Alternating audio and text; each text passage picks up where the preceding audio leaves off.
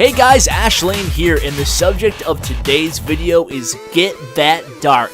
Time to get that dark elixir. I hope to provide you with some strategy keys and advice for dark elixir farming and really any kind of farming, and we're going to cover all types of different armies at different town hall levels. 9, 10, and 11 today. I'll bring some Town Hall 7 and 8 farming for you guys in the near future. But today we're going to focus on a little bit of a higher end farming because that seems to be where people are running into the most issues right now. So we're going to start with some cheaper armies, then move to more expensive and different variations. So right now, Fog, it should be noted, is a Town Hall 9. And you can see what he's doing here is using this pretty cheap army.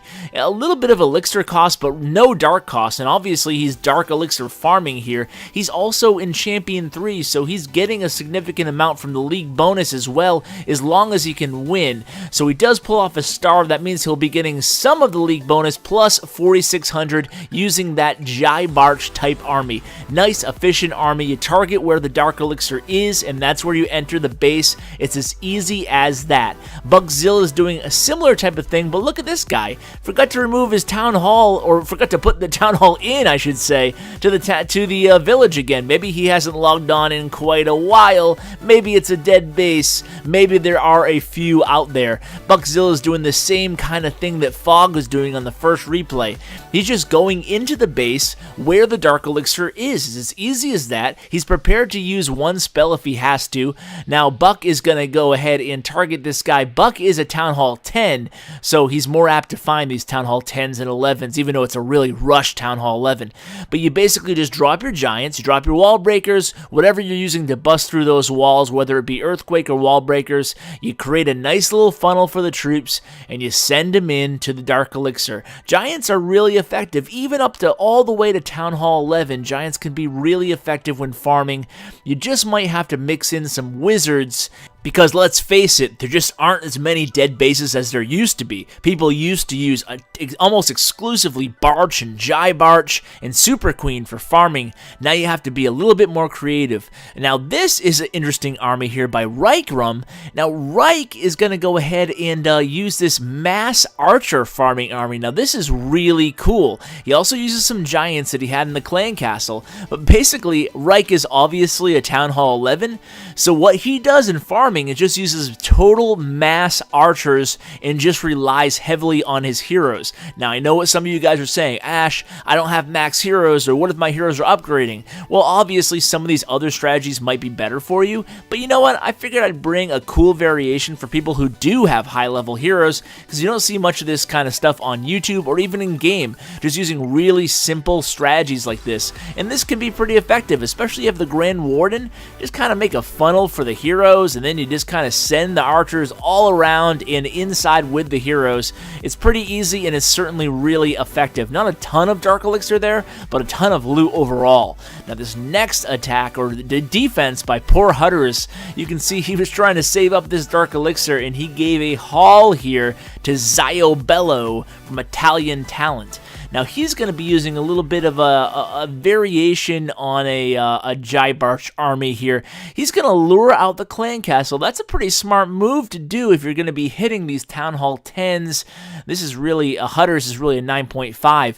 But you can see what this attacker is going to do is, he's going to use one golem, or two golems, excuse me. I wasn't sure if he had one in the clan castle there. And he's going to create a nice, obviously the theme here is creating a nice funnel, sending your troops exactly where you want them to go.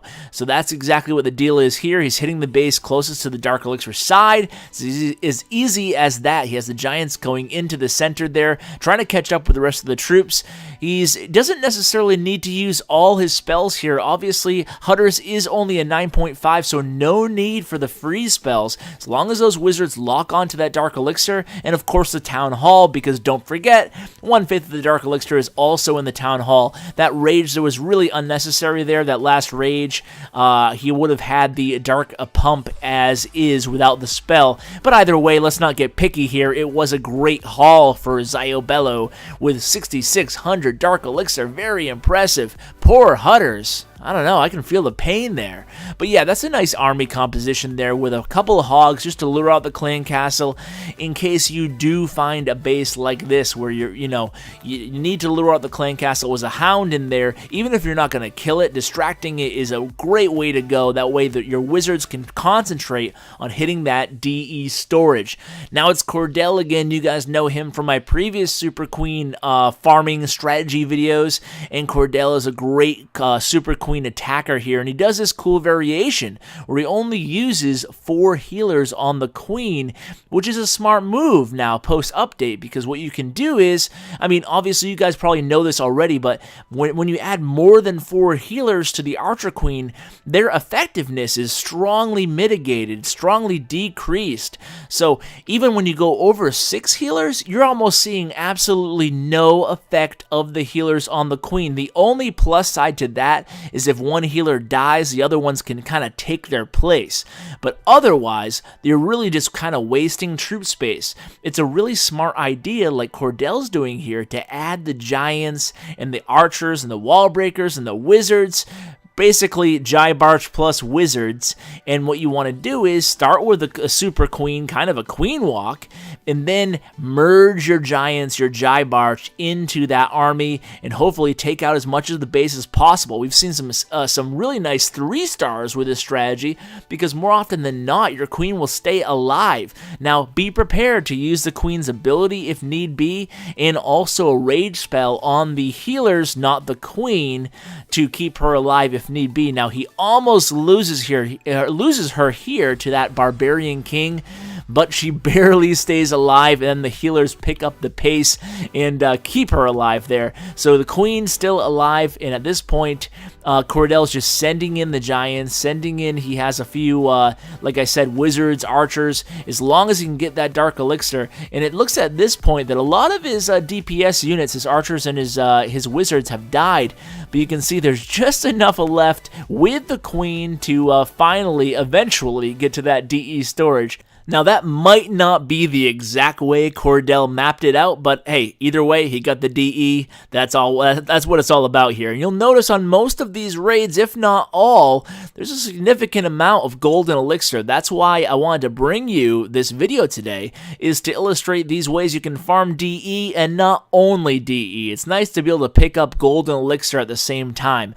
So now you is attacking GTY from Battle Elite, and yet again, look at all that dark available, 7,500 dark elixir. Now this army is more of a war army, so you is farming up in champions or higher, hopefully even higher if you're going to be using so many P.E.K.K.A.s and golems and whatnot. But hey, when you're finding hauls like this, well worth it to farm with a war army or a push army. Now some people say, this isn't farming, this is just trophy pushing or something, but hey, in my book, anytime you're gaining way more loot than you're losing with the army cost, especially when you factor in the league bonus, it's farming. It doesn't have to be a cheap army, it's just expensive, heavy army farming. But hey, that's what I consider farming. Anytime you're making a huge net gain in loot, to me, farming. But anyway, let's go back to this base here, this attack. The cool thing about Yu's attack is here, if he is indeed farming, which it looks like he is, he's using the P.E.K.K.A.s as kind of an elixir support unit, and he's actually not burning that much DE. When you factor in the earthquake spells and you factor in the golem cost, the league bonus almost makes up for it. He needs a little bit extra, about 1,000 extra DE, so as long as he's hitting targets that are over 1,000, then it's going to be a net gain. So anyway, guys, I hope you enjoyed this episode. It's been fun to bring it to you. Special thanks to all my Patreon supporters.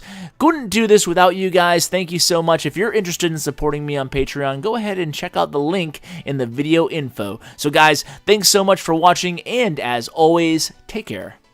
Hey guys, thanks for watching my video. Just a few ways you can help the channel out. Number 1, like. Number 2, subscribe. And number 3, comment. Tell me what you think of the video. I really appreciate it, guys, and it really helps me out a lot. Also, you can find me on social media. I'm active every day on Twitter at @clash_with_ash, and on Bindle chat group #ClashWithAsh. And as always, you can find me on my website at www.clashwithash.com. Thanks, guys.